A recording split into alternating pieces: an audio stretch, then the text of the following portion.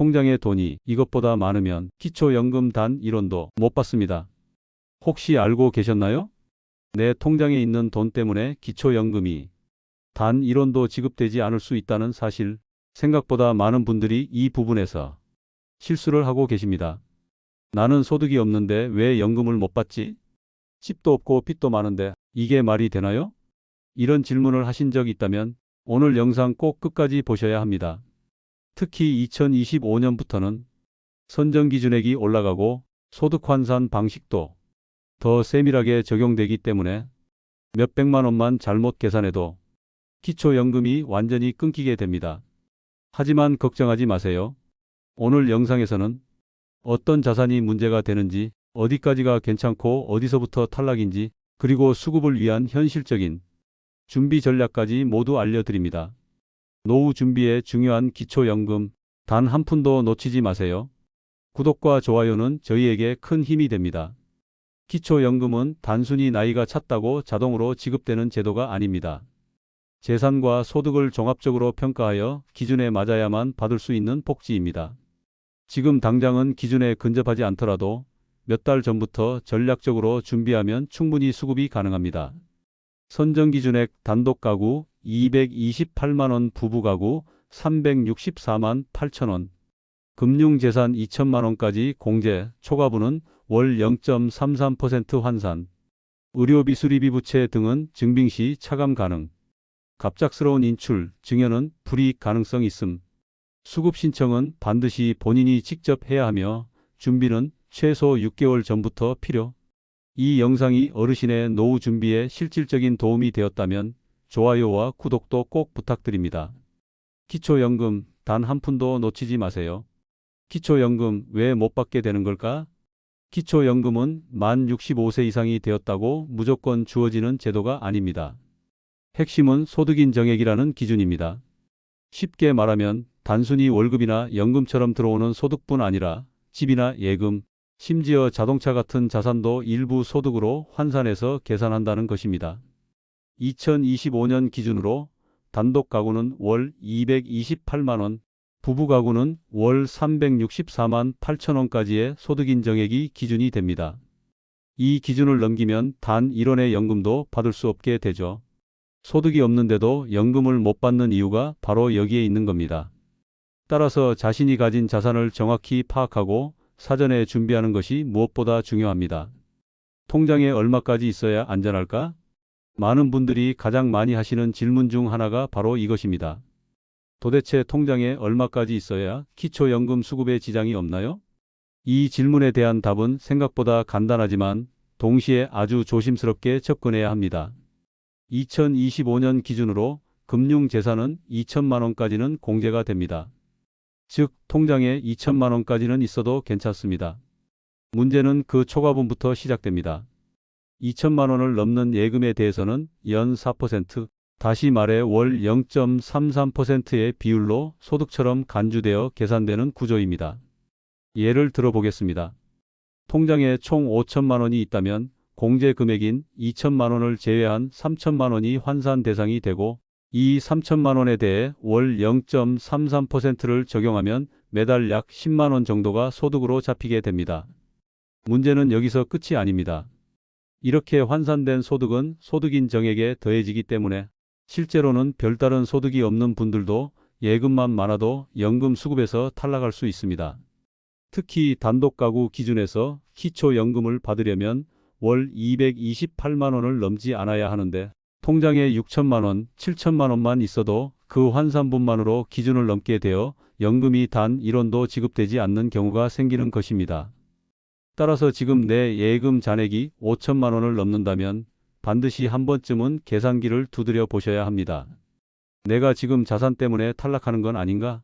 불필요한 예금을 조정하거나 활용할 방법은 없을까? 이 부분을 소홀히 하면 열심히 모은 돈이 오히려 연금 수급을 막는 걸림돌이 될 수 있습니다. 미리 파악하고 준비하는 것, 그것이 기초연금을 지키는 첫걸음입니다. 부부가 함께 받을 때는 어떻게 계산될까? 부부가 함께 기초연금을 신청하는 경우 소득과 재산을 모두 합친 뒤 일정 비율을 공제하여 소득인정액을 산정합니다. 바로 부부공제 20%입니다. 예를 들어 두 사람의 합산 소득 인정액이 400만 원이라면 20%인 80만 원이 공제되어 실제 계산에는 320만 원이 적용됩니다. 또한 부부 모두 수급 대상이 되면 각자의 연금액에서 약 20%씩 감액되긴 하지만 둘 다 받을 수 있다면 전체 금액은 단독 수급보다 많아집니다.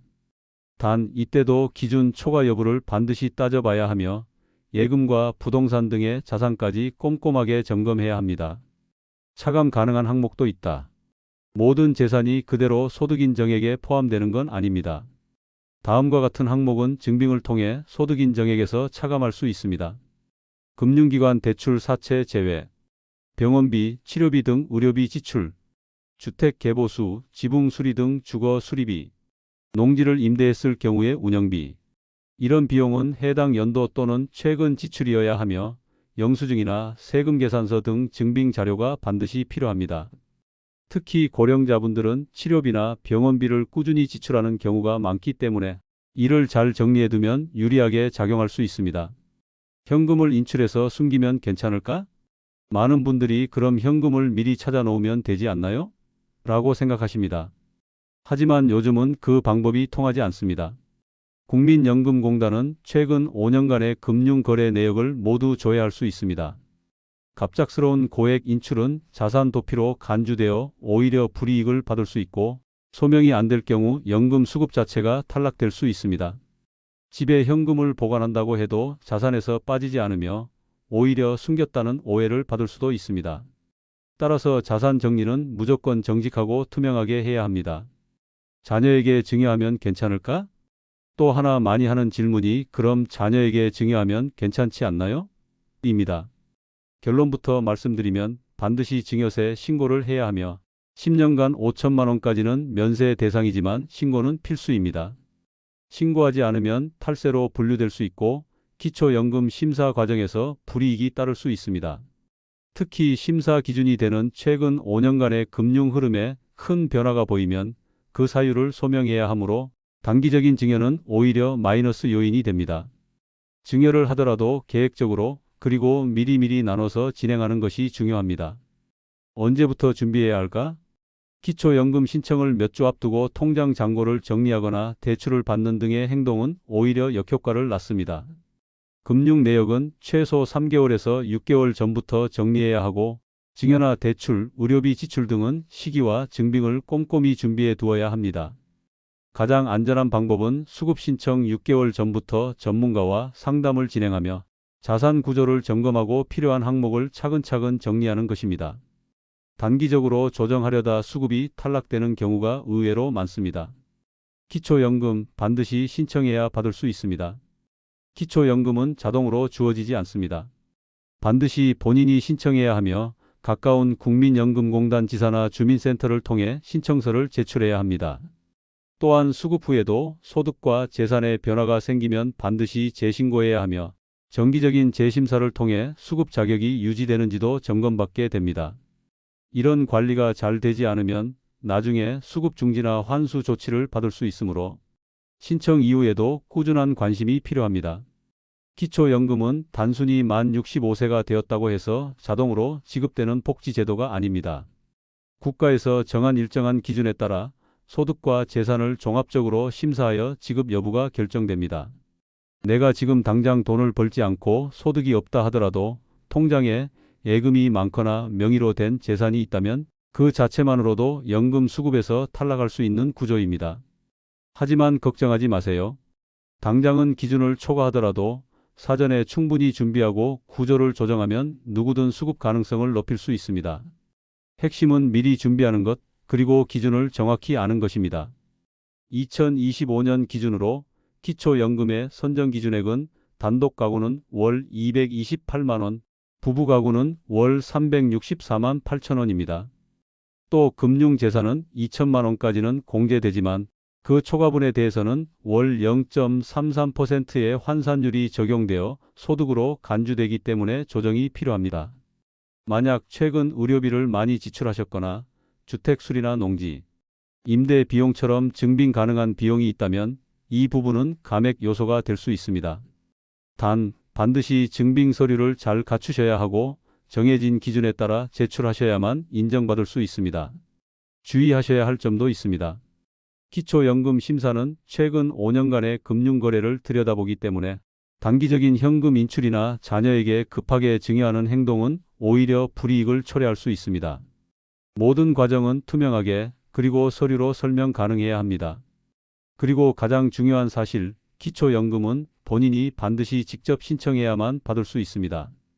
아무도 대신 해주지 않기 때문에 국민연금공단이나 주민센터에 방문해서 직접 신청하셔야 하며 최소 6개월 전부터 자산 구조를 점검해 두는 것이 바람직합니다. 이 영상이 어르신의 노후 준비에 조금이라도 도움이 되셨다면 좋아요와 구독으로 응원해 주세요. 기초연금 단 한 푼도 놓치지 마시고 꼭 챙기시기 바랍니다.